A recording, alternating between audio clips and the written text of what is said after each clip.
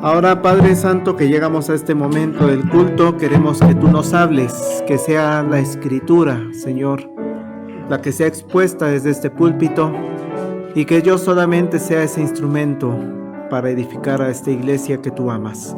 Gracias en el nombre de Jesús.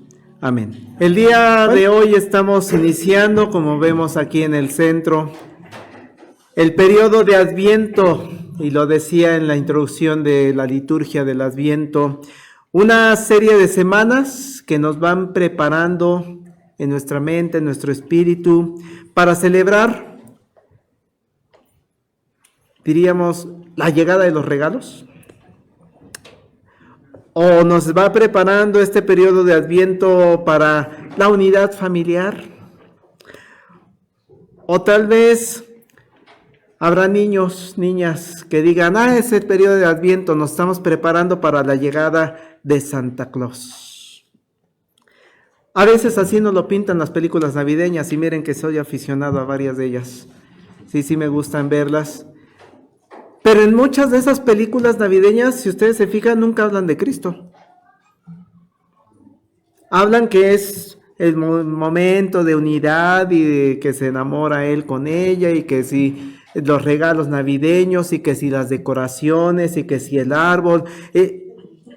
Pareciera que el periodo de Adviento es el periodo de adornos y de preparación para celebrar la fiesta de la Navidad, y que el centro es los regalos, la familia, Santa Claus.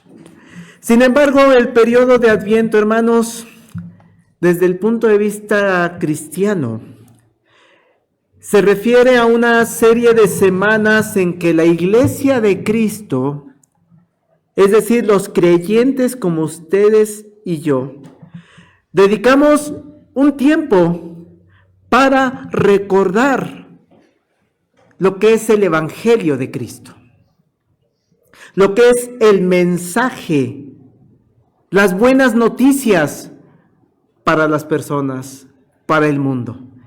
Eso nos prepara el periodo de Adviento. El periodo de Adviento es un periodo profundamente bíblico, porque es un periodo en donde nos tenemos que acercar a la Sagrada Escritura, a la Biblia. Muchas veces ni siquiera sabíamos que lo que pasan en las películas, ¿eso viene en la Biblia? Cuando vemos las películas de los pastores a Belén y cosas por el estilo, pensamos que es de Hollywood, y no, hermanos. Es momento de que nos debemos acercar al estudio bíblico para conocer todos los detalles que rodearon el nacimiento de Jesucristo. Es un periodo, el de Adviento, en el que debemos recordar cómo Dios se reveló al mundo y reveló su amor, su misericordia a la humanidad.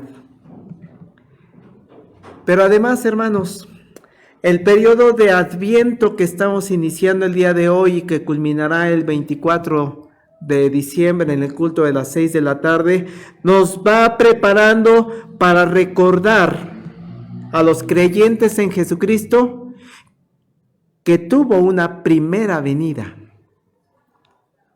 El Mesías prometido, el Cristo, ya vino una vez, y dice Juan, vimos su gloria como la del unigénito del Padre. Pero también el Adviento nos recuerda que hay otra promesa, que un día va a volver a venir. Va a llegar en el tiempo establecido por Dios, en que el Salvador, ese niño que nació en Belén y que fue crucificado, muerto y sepultado, dice nuestro credo, que resucitó al tercer día, va a regresar. Así que el Adviento también nos debe llevar a meditar y recordar que Cristo va a volver para consumar el reino en donde ya no va a haber maldad, llanto, tristeza. Eso, hermanos, es lo que usted y yo estamos invitados a celebrar en las siguientes semanas. Y para ello vamos a estar prendiendo velas, para ello están las luces, recordando la luz del mundo, porque es un recordatorio de Jesucristo, su primera venida y su segunda. Y para entender con mayor profundidad el significado de este Adviento, hermanos, podemos acercarnos a lo que Dios ha revelado a través de los profetas en el Antiguo Testamento. Porque los profetas en el Antiguo Testamento ya hablan de la promesa de que va a venir el Mesías, el prometido. Así que Dios mediante vamos a estar meditando durante este mes en los pasajes de las profecías que anuncian el primer nacimiento de Jesucristo y que podemos llevarlo a la segunda venida también de Jesucristo. Así que hoy meditaremos acerca de lo que Dios transmitió a su pueblo a través del profeta Jeremías. Los domingos anteriores estuvimos viendo a los profetas menores. Ahora vamos a ver uno de los profetas mayores. Pero para entender el mensaje de Jeremías, hermanos, es necesario y de gran importancia recordar todo el contexto en el que Dios se va revelando a través de Jeremías. Porque les he insistido, hermanos, para leer a los profetas fuera del contexto, pues se nos va a dificultar. No entendemos de qué están hablando y hay toda una serie de personajes que a veces no entendemos y que dicen los profetas. Así que voy a hablar, sé que a muchos no nos gusta la historia, a muchos sí nos gusta. Espero no perdernos, porque son muchos nombres, son algunas fechas para entender el contexto de Jeremías. Así que ubiquémonos en el reino del sur. Recuerden que el pueblo de Israel se dividió, el reino del norte con 10 tribus y su capital en Samaria, y el reino del sur con Judá y su capital en Jerusalén. Así que ubiquémonos en el reino del sur, Judá, Jerusalén. Ubiquémonos en el año 642 antes de Cristo. O sea, démonos cuenta, son 650 años antes de que naciera Cristo.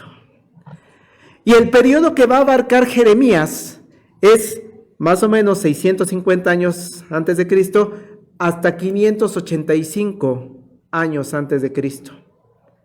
Es un periodo largo, hermanos.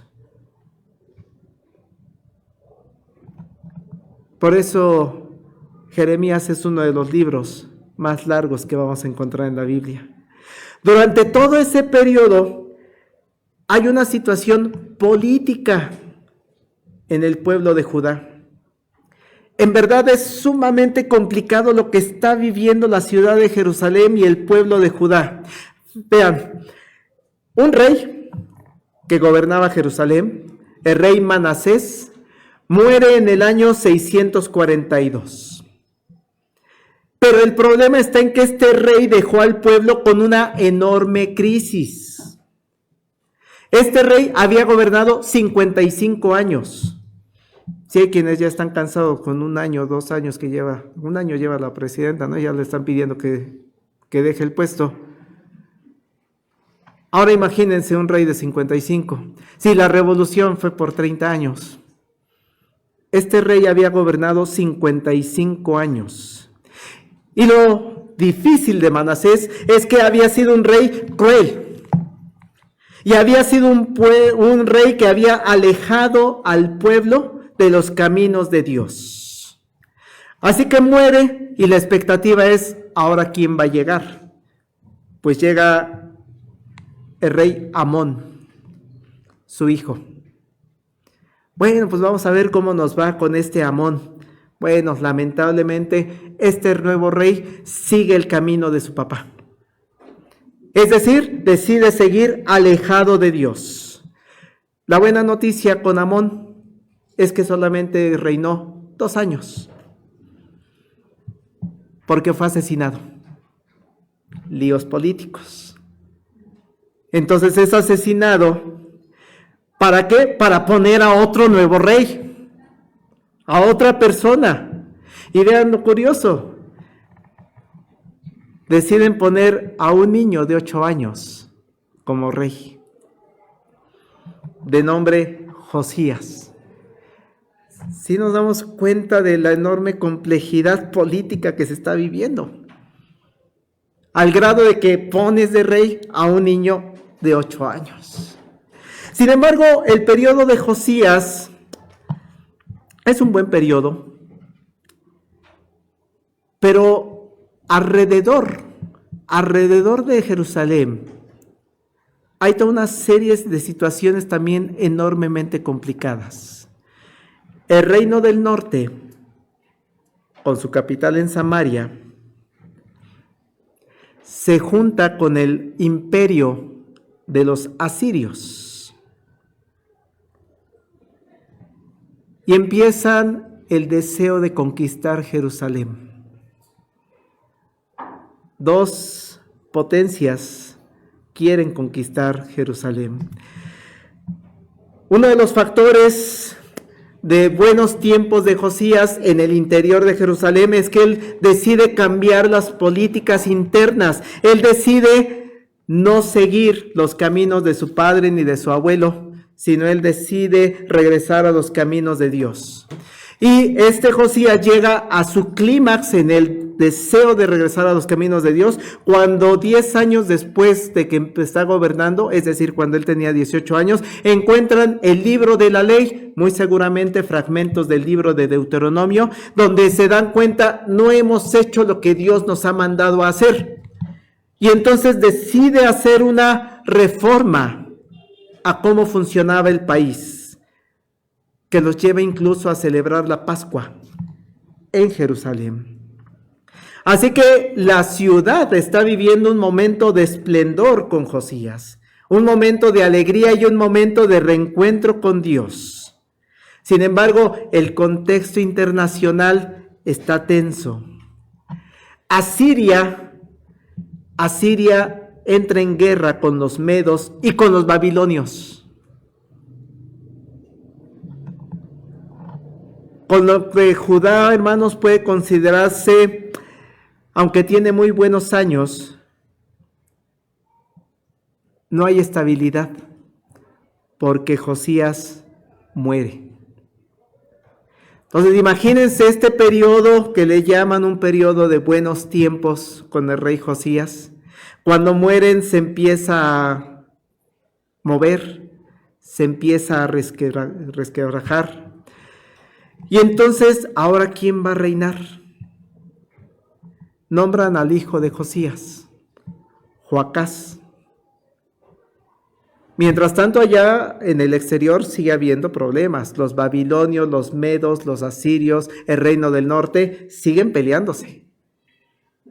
Aquí en el interior de Jerusalén, nombran a Joacás como rey. Ay, bueno, pues vamos a ver qué tal nos va. ¿Qué creen? Solo duró 3 meses ese rey, porque llega otro imperio, los egipcios. Los egipcios también entran aquí en esta dinámica y el faraón egipcio llega y empieza a presionar a Jerusalén hasta que destituye a Joacás. Y de hecho, cuando lo destituye, le pone un impuesto, un tributo a Judá. Dame plata, dame oro. y va a gobernar el rey que yo diga. Como es un imperio grande Egipto también, a Jerusalén no le queda de otra más que obedecer. Y entonces entra un nuevo rey, Joaquín. ¿Y cuál es el problema con Joaquín? Que este rey se aleja de los caminos del Señor. Entonces todo lo que se había ganado con Josías, nuevamente se desvía. Hay potencias que están peleando el control de todo el territorio. Egipto está peleando, Babilonia está peleando, los asirios ya están siendo derrotados, el reino del norte está también en situaciones tensas. El ganador del territorio de toda esa zona termina siendo Babilonia con el rey Nabucodonosor. Pero hay un problema con Nabucodonosor. Cuando voltea a ver Jerusalén, está reinando Joaquín. Pero a ti te puso Egipto, y Egipto es mi rival. Y entonces se tensa la situación de Babilonia con Jerusalén. Y todavía más, hermanos, Joaquín envalentonado, pues a mí me va a proteger Egipto. No, pues a mí me puso, entonces yo voy a confiar en Egipto. Mando profetas a decirle, no confíes en Egipto, pero el rey no le hace caso, y entonces dice, voy a dejar de pagar tributo. Me está pidiendo tributo Babilonia, que es el que está ganando, pero yo no le voy a dar nada. ¿Qué creen que hace Babilonia? ¿No? Voy encima de ti. Y para colmo, Joaquín muere. Y es importante que entendamos, muere asesinado. ¿Por qué? Porque hay problemas políticos internos. Y de entonces viene un nuevo rey, hermanos, Jeconías. Pero ya Jeconías ya totalmente débil, un reinado débil, una ciudad desgastada, que termina gran parte del pueblo deportado, es decir, sacado de su territorio. Y a Jeconías lo quitan también de rey. Y entonces llega un nuevo rey, hermanos, Sedecías. Y este nuevo rey ya no puede detener el poder de Babilonia. Termina entrando los babilonios a Jerusalén en el año 586. Jerusalén se rinde después de año y medio de estar encerrados en su ciudad, asediados. El rey Sedecías huye, es capturado. Y vean cómo se vivían las situaciones en aquel entonces. Los hijos de Sedecías son matados en su presencia. A Sedecías le sacan los ojos y se lo llevan a Babilonia. Y a las pocas semanas, Nabucodonosor manda a destruir el templo de Jerusalén. Este es un panorama complejo, políticamente hablando. Y es donde va a entrar Jeremías en todo este periodo. Jeremías es un profeta a quien Dios va a llamar y le va a decir, Jeremías, te pido que lleves un mensaje al pueblo durante estos años tan complicados, con problemas internos, con problemas externos. Te voy a pedir, Jeremías, que lleves mensaje a mi pueblo en medio de la guerra, en medio de asesinatos y asesinatos políticos, en medio de una inestabilidad política e inestabilidad religiosa. Te voy a pedir, Jeremías, que lleves mensaje en medio de una inestabilidad económica. Nada lejano, ¿verdad, hermanos? A lo que suena para muchos de nosotros lo que estamos viviendo en Latinoamérica, en México, en algunos municipios o incluso en algunas alcaldías. Es un contexto difícil el que también vivimos nosotros. Hay conflictos allá afuera, hay conflictos aquí adentro. Nada lejano de lo que se vivía en aquel tiempo. Pero vamos a una segunda parte, porque quisiera que vayamos al mensaje De todos los mensajes que vienen en Jeremías, vamos a fijarnos hoy en el mensaje que da el pueblo en el capítulo 23. Judá entonces está bajo amenaza, en este momento está bajo el asedio babilónico. Los reyes, los sacerdotes, los profetas de Jerusalén se encuentran alejados de Dios, se encuentran encaminando al pueblo a otros lugares que no son Dios. Y han fallado en dirigir al pueblo en los senderos de Dios. Y por eso las primeras palabras que da Jeremías es llamada de atención de parte de Dios. Dice el verso 1, ay de los pastores que destruyen y dispersan las ovejas de mi rebaño, dice Jehová. Y es que cuando dice pastores no está hablando propiamente del cargo eclesiástico como el que yo tengo, que Dios me permite tener. En ese contexto, desde el rey David se asociaba al rey con un pastor. Porque ¿cuál era la profesión de David, hermanos? Era pastor. Y esa era parte de su trabajo como rey. Por eso a los reyes, a los sacerdotes, a los líderes políticos de Jerusalén, se les podía considerar como parte de su trabajo el pastorado. Dios utiliza esta imagen del pastor para hablar de los reyes porque tienen una importante misión para con todo el pueblo: pastorear. El rey que es puesto en ese puesto debe cuidar al rebaño que tiene a su cargo, que no es cualquier rebaño, es el pueblo de Dios.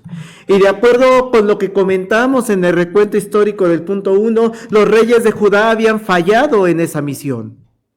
Solamente Josías se salvaba en ese periodo.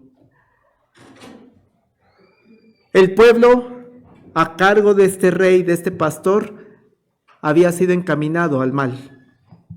Había sido encaminado a la idolatría, a la mentira, a la falsedad.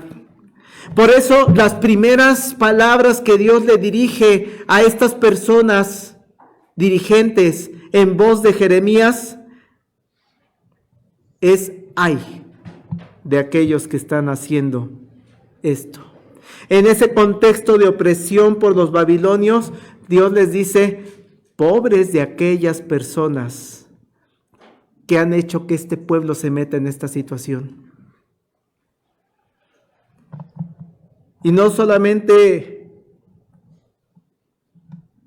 dice, pobre del pueblo que está a tu cargo. Qué impactante es. Ay de los pastores que destruyen y dispersan las ovejas. Y dice, de mi rebaño. No es su pueblo de rey. No es el pueblo del sacerdote. No es el pueblo del líder político, es el pueblo de Dios. Y por eso él con toda la autoridad le dice, ay de ti, pobre de ti, porque te has metido con mi pueblo, con mi rebaño. El pueblo de Dios es de Dios. Y eso claro que los pastores, los ancianos, los líderes de la iglesia lo debemos tener en claro. Nos metemos con el pueblo de Dios. Cuando pensamos en la iglesia actual, hermanos, cuando escuchamos o leemos que hay iglesias locales que están viviendo momentos de tensión, están pasando por problemas de división, a veces hay ingreso de herejías, de ideas extrañas a lo que dice la Sagrada Escritura, otras veces en las iglesias actuales hay falta de entendimiento, otras veces hay exceso de soberbia en varias de las personas que participan en el liderazgo. Y Dios le dice a esas personas, a esas iglesias, a los líderes, hay de aquellos que están destruyendo y dispersando al pueblo de Dios. Y sigue diciendo el profeta, versículo número 2. Por tanto, dado este contexto que están haciendo los pastores, los líderes, el rey, los sacerdotes, los profetas, por tanto, así ha dicho Jehová Dios de Israel a los pastores que apacientan mi pueblo. Vosotros dispersasteis mis ovejas y las espantasteis, y no las habéis cuidado. He aquí que yo castigo la maldad de vuestras obras, dice Jehová. Hermanos, el Señor le dice a su pueblo, en medio de todo este contexto babilónico de asedio en el que se encuentra Judá, no te preocupes, pueblo. Hay de aquellos que te metieron en este problema. ¿Por qué? Porque los va a castigar. Tu pueblo, tú no los vas a castigar. Es que me hicieron daño, es que vea cómo me tiene. Sí, tú no los vas a castigar. Es el mismo Señor, es el mismo Jehová quien tiene el atributo y la autoridad para castigar la maldad de esos líderes. ¿Cómo lo va a hacer, hermano? No lo sé. Eso lo sabe Dios. ¿Cuándo va a dar castigo a esos malos líderes de la iglesia, a esos malos líderes del pueblo de Israel? No lo sé. Eso lo sabe Dios. A nosotros solamente nos resta el decir, confía en ti, Dios, en que aquellas personas que dispersan a tu pueblo, aquellas personas que han espantado a tu pueblo, tú vas a ser justo, tú los vas a castigar. Por eso enfatizamos, he aquí que yo castigo la maldad de vuestras obras, dice Jehová. No nos corresponde a nosotros, hermanos. Le corresponde a Dios. Pero después de este mensaje de castigo, que tanto de temor tal vez nos podría causar, o sea, sí, y lo he repetido en varias ocasiones porque es un texto que me impactó hace unos meses, dura cosa es caer en manos del Dios vivo. Sí, es duro caer en manos de Dios vivo. Entonces, claro que nos puede causar temor el pensar en esto. Pero hemos visto, hermanos, a lo largo del mes que hemos estudiado a los profetas, que junto con este tipo de mensajes de temor, hay un mensaje de esperanza. No nos deja así con ese miedo, con ese temor, ay Dios castiga y no. Dios a través de Jeremías da otro mensaje de esperanza, como lo hemos visto en otros profetas. Versos 3 y 4. Porque ahora le habla al pueblo nuevamente y le dice, y yo mismo recogeré el remanente de mis ovejas de todas las tierras a donde las eché, y las haré volver a sus moradas, y crecerán y se multiplicarán, y pondré sobre ellas pastores que las apacienten, y no temerán más, ni se amedrentarán, ni serán menoscabadas, dice Jehová. Hermanos, si bien el pueblo está viviendo momentos de deportación, de asedio, de problemas políticos internos, problemas políticos externos, están siendo sacados de su tierra, fueron deportados ya una parte hacia Babilonia, están siendo sacados de la tierra prometida, están viviendo en medio de otros pueblos que no adoran a Dios, que tienen otras tradiciones, otras creencias, otros hábitos. Dios les dice a ese pueblo, el exilio en el que estás no es el fin del camino. Ahí no vas a terminar. Y vean, no es un líder humano el que les va a dar esa libertad. No es un gran héroe, un personaje quien les va a dar la oportunidad de regresar a su tierra. En estos versículos les dice, yo mismo. Dios mismo es quien va a hacer la acción de volverlos a juntar. No a todas las ovejas dispersas. Dice, a un pequeño grupo de esas ovejas dispersadas. Dios mismo da salvación a algunos del pueblo. Aún en la lejanía de su tierra, de la tierra prometida, hermanos, hay un pueblo. Hay personas que permanecen fieles a Dios. Ese es el remanente. Aun cuando viven en medio de Babilonia, donde se adoran otros dioses, se tienen otras creencias, hay gente que no se inclina ante ellas y sigue siendo fieles a Dios. Ese es el remanente. Ese es el pequeño grupo de Dios. También les dice Dios que no importa a dónde te van a llevar. Es que me llevaron bien lejos, estaba a muchos kilómetros de distancia donde nos deportaron, donde nos alejaron de nuestra tierra prometida.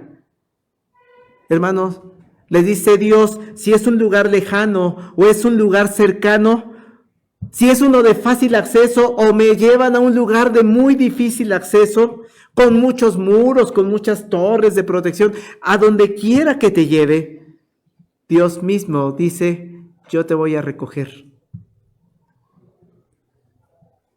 De la tierra en la que estés, yo te voy a sacar.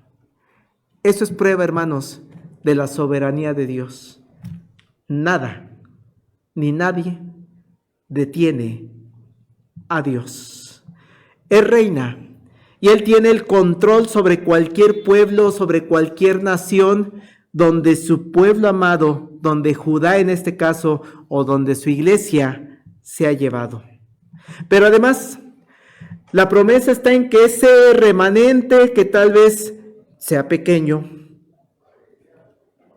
seguramente va a tener secuelas del sufrimiento vivido. Pues sí, estar en otro lugar, estar fuera de tu tierra, qué duro. Sin embargo, Dios les dice, te voy a sacar de ahí y te voy a hacer crecer y multiplicar.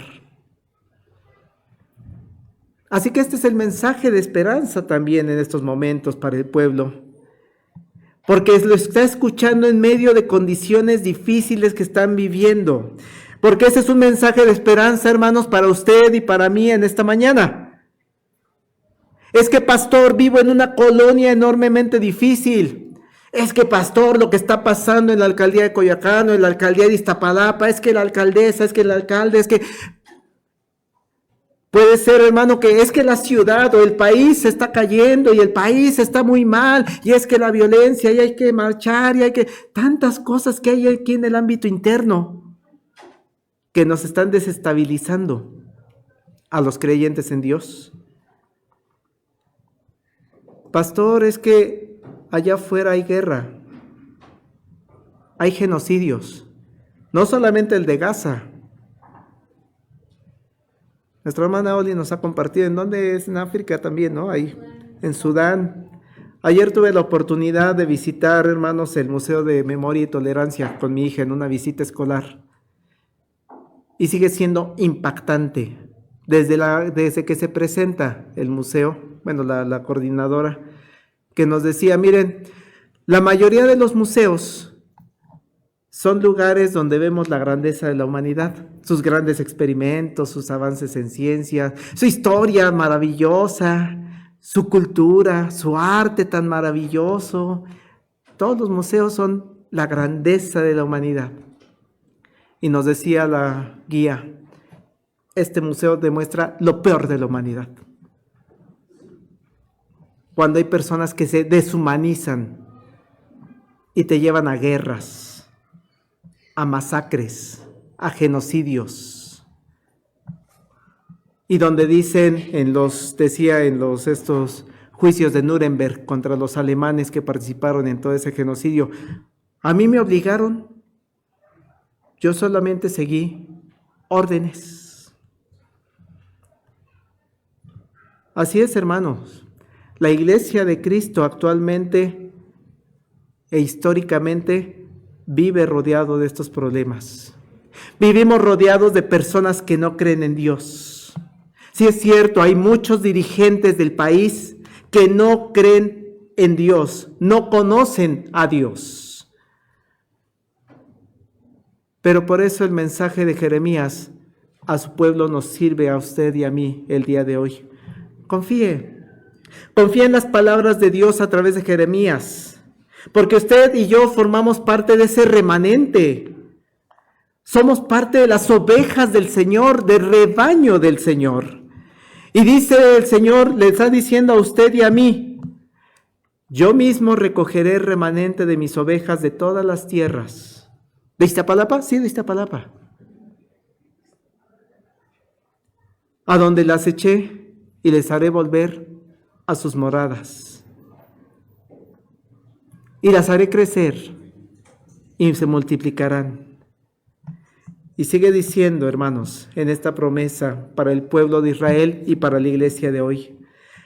Nos dice, y va a haber pastores. Va a haber pastores que sí los van a apacentar. Pastores que sí siguen el camino de Dios. Pastores o reyes en este contexto político del Antiguo Testamento que les van a hacer sentirse confiados, hacer sentirse en paz, en justicia a Dios. Y este pasaje, hermanos, esta promesa no solamente nos lleva a pensar en líderes humanos, en ancianos de iglesia, en pastores de las iglesias, sino lo principal es que este pasaje apunta a algo muchísimo mayor. Dios nos va a dar un pastor mayor, al máximo pastor, que se presenta él mismo como yo soy el buen pastor. Por eso este pasaje apunta a Jesucristo. Y esto es lo que celebramos en el Adviento, hermanos.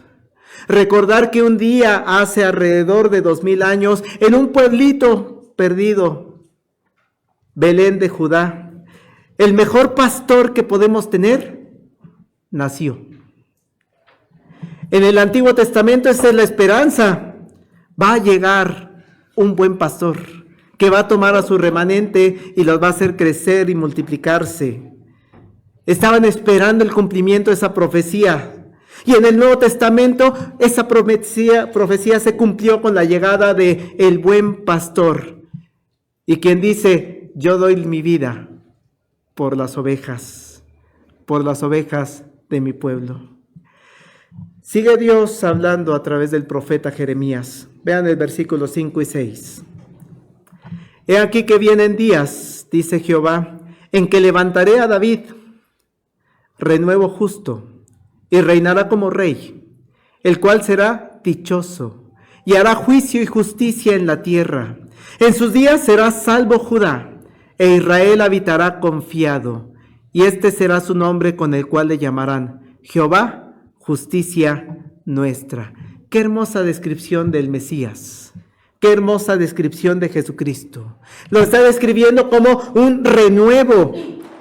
El rey David, hermanos, si bien tuvo desviaciones, tuvo errores como cualquiera de nosotros que somos seres humanos, el rey David era un rey justo. En general, fue un rey que encaminó a su pueblo, que cuidó a su pueblo, que lo pastoreó, que lo hizo crecer, lo hizo tener paz y justicia durante su reinado. Y por eso la promesa para David es que uno de tus descendientes va a llegar a reinar nuevamente sobre el pueblo. No fue Amón, no fue Jeconías, no fue Sedecías, todos esos reyes que mencioné antes. Está apuntando a un rey máximo, descendiente de David, un renuevo. Ahí está apuntando. Las características con las que se describe a este descendiente de David nos deben, hermanas, hermanos, llenar de admiración y de respeto por ese renuevo. Ese brote nuevo, que imagínense, o sea, es un árbol viejo, y de repente empieza a salir unas hojitas nuevas. Ese árbol viejo, la descendencia de David, va a tener ese renuevo. Los tiempos que vivía el pueblo de Judá estaban llenos de injusticia, de asesinatos, de traiciones, pero dice, ese renuevo que va a llegar en algún momento, va a reinar con justicia. Va a reinar con paz. De tal manera que el pueblo de Dios podrá vivir confiado. Ese remanente, ese rebaño, esas ovejas que son traídas por Dios de nuevo a su tierra, va a poder vivir confiada. Ya no habrá temor de que es que allá afuera se están peleando y me quieren invadir. No va a haber imperio que los asedie. No va a haber temor de que uno de los pueblos con los que tratas de hacer convenios te traicione. No va a haber temor de que tus líderes sean asesinados porque están luchando por el poder. No va a haber temor de que vas a ser deportado, sacado de tu tierra prometida. El nuevo descendiente de David, dice, es un rey justo. Y hasta el nombre es muy emblemático. Jehová, justicia nuestra. Así lo dice al final de ese versículo. ¿Y cómo presentan a Jesús? El libro de Isaías, que después meditaremos en ese pasaje. Jesús es el príncipe de paz. Príncipe de paz. Concluye el profeta Jeremías con el verso 7 y 8 esta parte. Por tanto, he aquí que vienen días, dice Jehová, en que no dirán más. Vive Jehová que hizo subir a los hijos de Israel de la tierra de Egipto, sino vive Jehová que hizo subir y trajo la descendencia de la casa de Israel, de la tierra del norte y de todas las tierras a donde yo los había echado, y habitarán en su tierra. ¿Cuántas cosas no se habrán dicho, hermanos, acerca de la ciudad de Jerusalén cuando fue asediada, cuando fue destruida, cuando fue deportada? Y creen en Dios.